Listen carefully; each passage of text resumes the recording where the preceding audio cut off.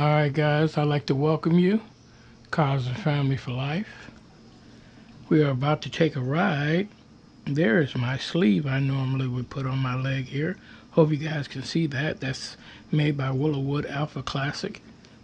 These things, they go in with a hook here, and you slide this over your leg.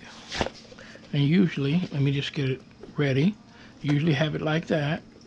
Get it to your leg. You pull back. There you go. It's on my leg now. And here's my prosthetic. This is carbon fiber. Very, not as light as I would like for it to be, but it is light enough.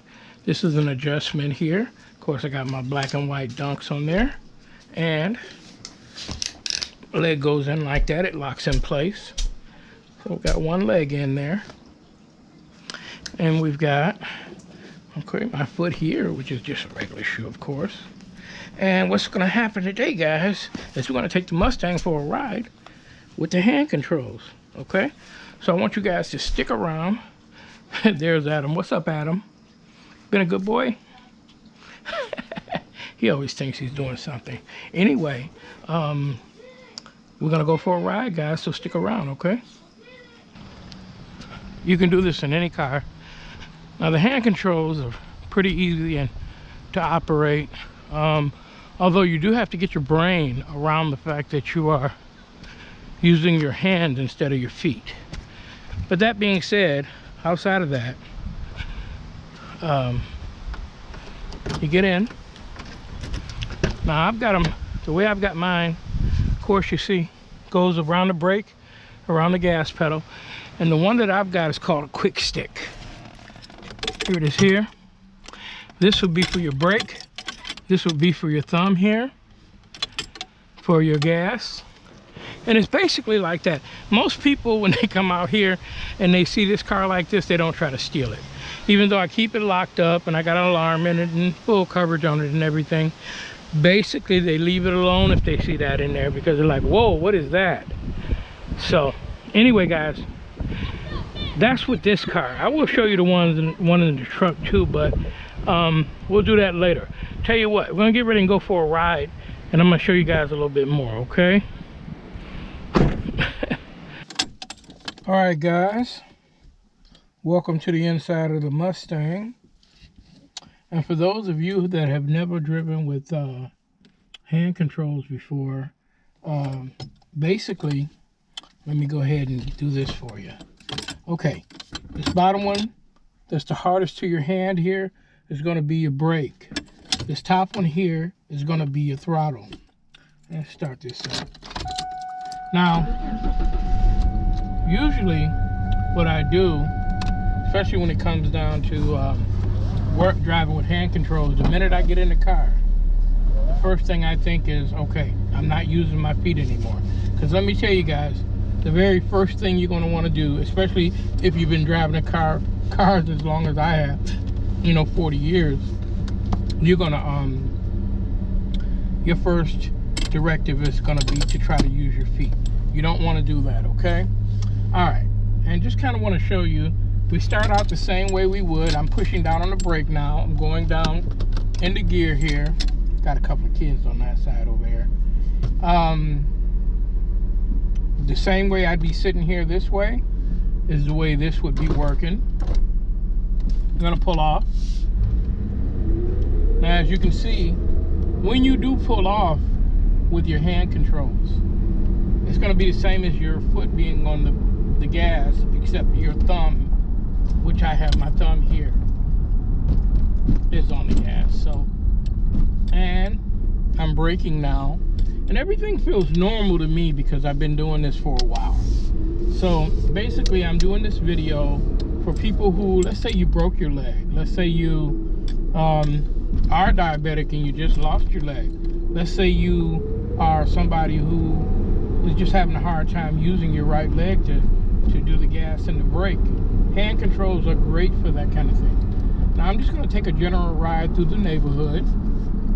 Matter of fact, not going to make this very long at all, but I want you guys to see how easily you can navigate. Now, I guess I should be telling you about the troubleshooting techniques. Okay. The very first thing, without a doubt, is like what you just saw with those kids being out in the street. I don't know how much of the front windshield you can see, but as far as it goes, people will jump out in front of you. They don't have any idea that you have hand controls. So you're not going to get any special treatment because you think you have hand controls there. They're not going to pay as much attention to you. They're going to do the same thing, as a matter of fact. Now, when I first started using my hand controls, the biggest, most intimidating thing was streets like this. I just jumped on Middlebelt Road. I'm headed southbound on Middlebelt, and right now I'm at about 40 miles an hour. It's telling me that I'm on the over the speed limit, but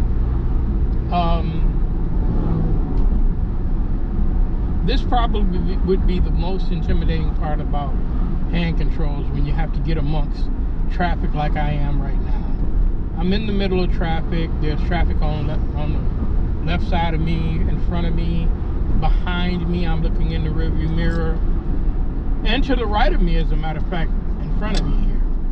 Now, that's a very intimidating thing when you're used to using your feet as your brake and your gas, but don't let that intimidate you. What I would recommend you guys do, especially for the ones who've never driven with hand controls before, I would say go to a parking lot and practice with the hand controls, getting off the gas, getting on the gas, using the brake, because what happens here is most of the time the intimidating part goes away once you realize that you're going to be able to do what I'm doing now, which is go off on your own, and you won't have to have anybody with you.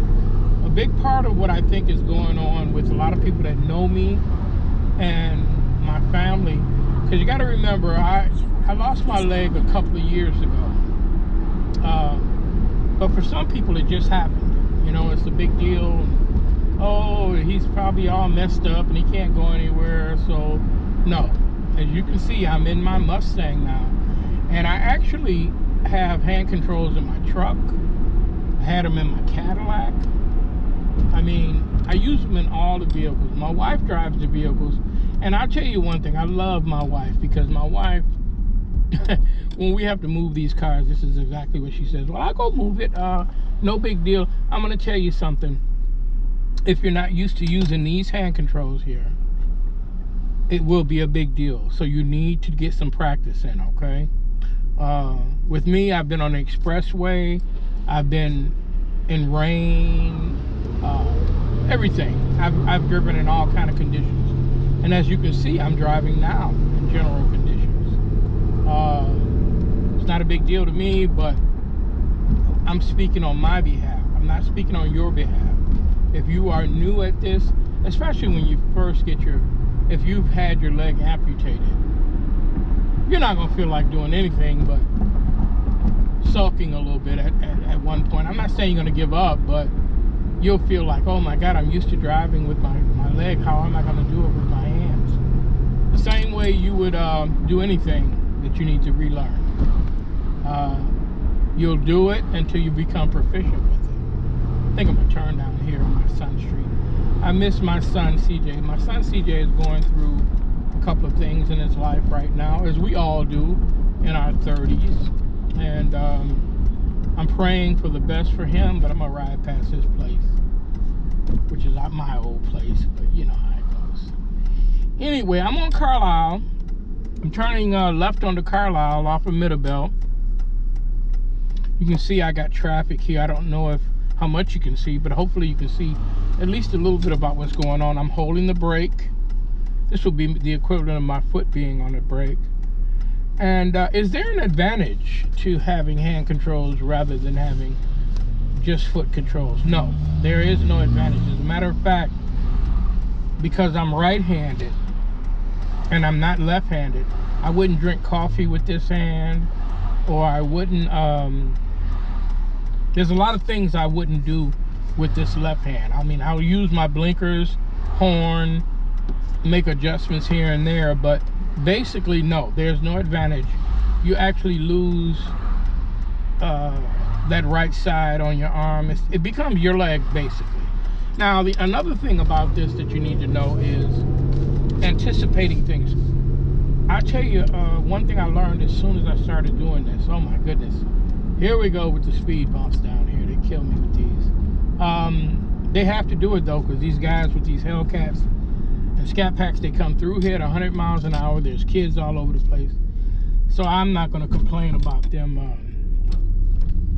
putting these speed bumps out here. But man, you better pay attention at nighttime, because if you're just somebody that drives and then you come down through here and you hit these speed bumps in your car, you could cause some damage. But all right, I'm on Cherry Hill Road, headed westbound and going back down toward Middleville. And that's the 4th time she says something to me about the speed limit. You guys may not be able to hear that, but that's my navigation system saying that. I think if you don't have one of those, you should, because it'll remind you how much you speed. Anyway, that being said, we're going to head on back down toward the way and go home with the family. It's a little bit past lunchtime. It's actually right before dinner time. What is it, like 3:30? Somewhere around there. So we're going to have a little light something. We might even go for a drive. And that's the thing I love about this too. You know, I may be riding with you guys right now, but imagine if I had my wife Sharon there and Joseph was in the back, and I'm just enjoying this Mustang. It's the same thing. It feels the same to me as when I did have both my limbs.